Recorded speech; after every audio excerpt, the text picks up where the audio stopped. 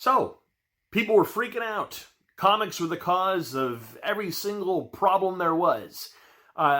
There's a lot of parallels. This happened with the movie business in the 1930s. It happened with video games. That's why video games, they have ratings on them. Every time there's a school shooting or some act of violence, some politician is like, we really need to look at video games. Even though study after study has shown that violence in video games does not cause people to become violent.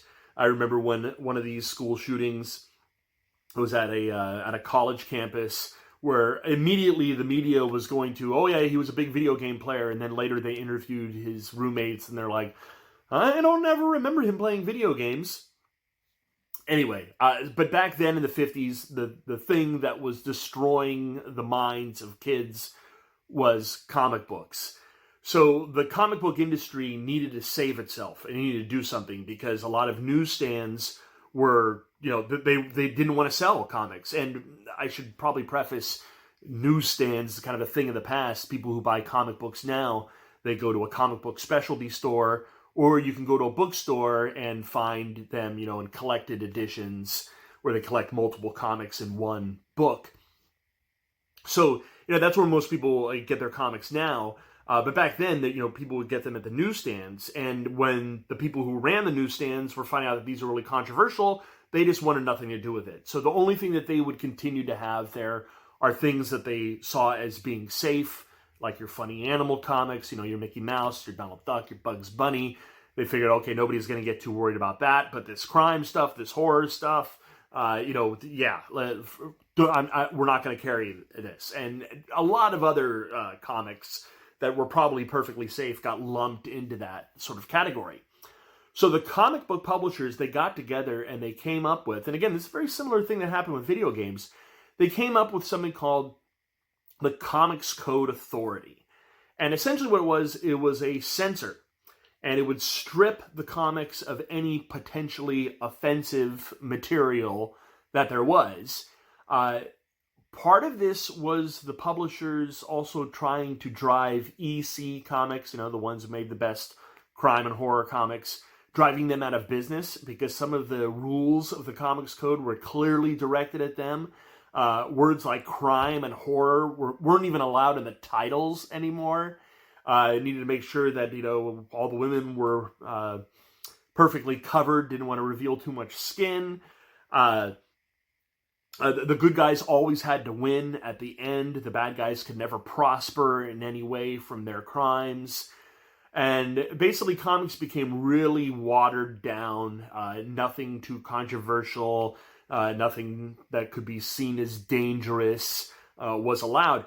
And I started reading comics in the 1980s. 1986 is really when I started reading them regularly. The Comics Code, that seal was still on the books. It's been gone for well over a decade now, probably a bit more than that. Because, again, as people were no longer buying comics on the newsstand, it wasn't as important. You get them at the comic book store, so having this little seal just didn't matter as much anymore. But anyway, at this time, so they had to clean up the comics, and what this did is it paved the way for the return of the superheroes. Because their adventures were already pretty safe. Not much needed to be changed. The good guys always beat the bad guys at the end. So it had that going for them. They always had sort of, the superheroes often cooperated with law and order. So they were pretty safe. Not much needed to change.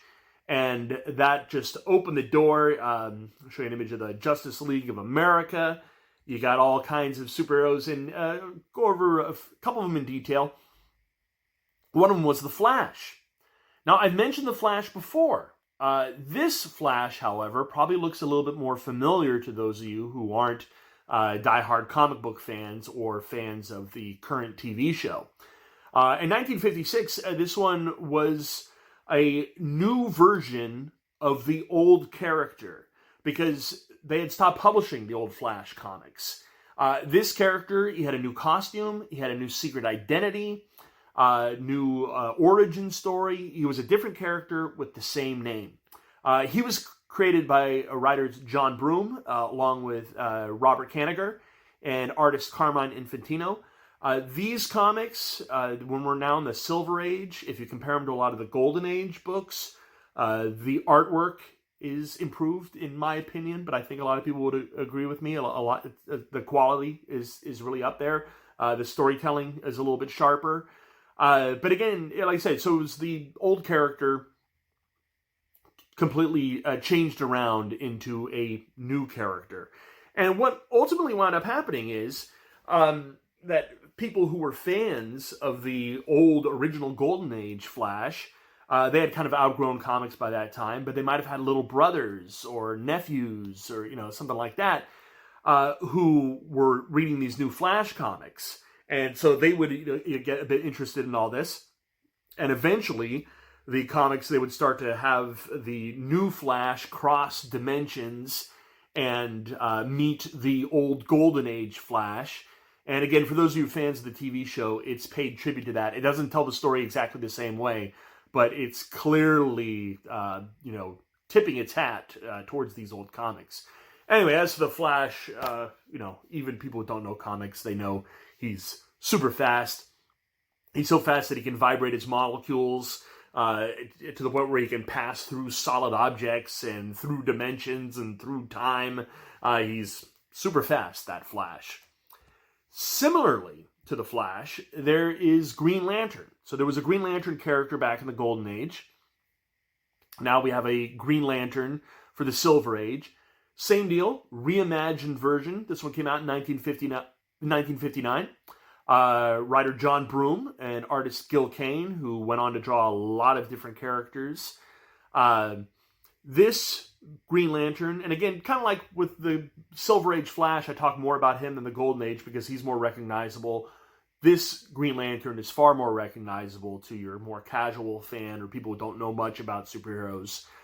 This Green Lantern is Hal Jordan, and he was given a power ring that enabled him to fly and create objects using his imagination.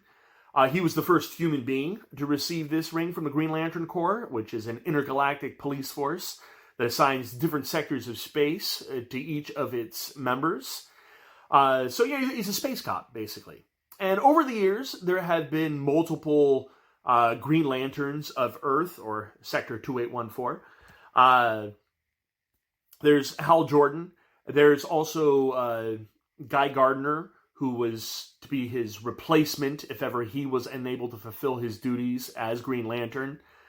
Later, in the 1970s, came John Stewart. And when I used to do this comics lesson about a decade ago, a lot of my students, when they first saw Green Lantern, they were like, hey, I thought Green Lantern was a black guy, because they were familiar with Green Lantern from the Justice League cartoon.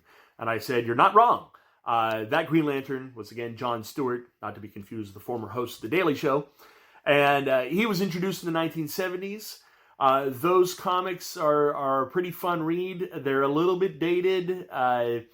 He's got a big chip on his shoulder. It's very clearly a white guy trying to write from a black man's experience, but the white man's heart is definitely in the right place.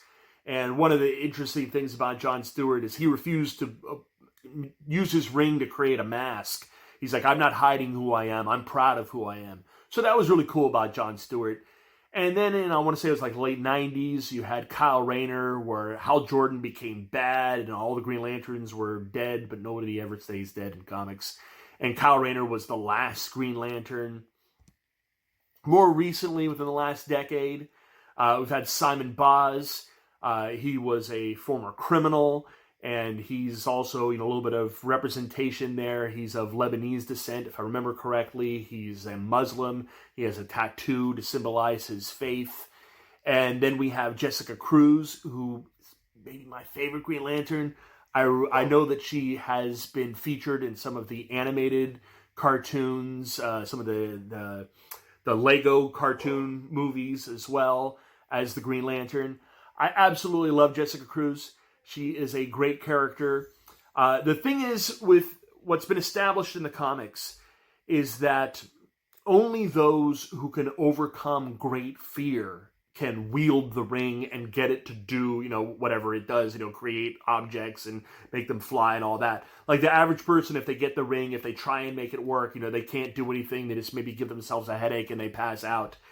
And Jessica Cruz's story is so great because she was a shut-in for 3 years because she witnessed her friends being killed. And so she was terrified to go outside, and she was shut in, and her sister would, check up on her. And now you might be thinking, well, how could she be a Green Lantern if you have to be someone who overcomes great fear? Well, with her, she is, every time she steps outside of her house, she is overcoming great fear.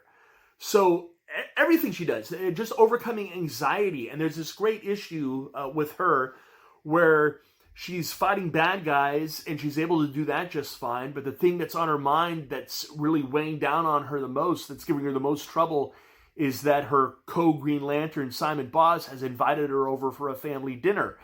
And as somebody who leans a bit introverted myself, I kind of relate to that. I would love to see if they do a Green Lantern or a Green Lanterns movie where they have more than one. Get Jessica Cruz up there. Again, she's a great character, but also, Hal Jordan. He's the Green Lantern that I grew up with. I love Hal Jordan. They used him in the one movie with Ryan Reynolds, which wasn't that good. But here's the thing. As a white, heterosexual male, I am well represented. I am good. Let's get a Latina superhero up there. I'm sure there are plenty of Latina fans who would love to see some representation, see someone who, looks more like them than looks like me. Because we got plenty of folks who look like me. I know you're like, what, fat, bald guys? You know what I'm talking about. Straight white guys. So I really hope they do something with her. She is an absolutely wonderful character, and she deserves more recognition. And I think there's a lot of little girls out there. I hope they're getting introduced to her, not just Latina girls, but just girls in general, are being introduced to this character and how just a symbol of bravery and strength. And even though I am not, Latina myself, I find a lot of inspiration in her as a character as well. And I want other people to have that for them.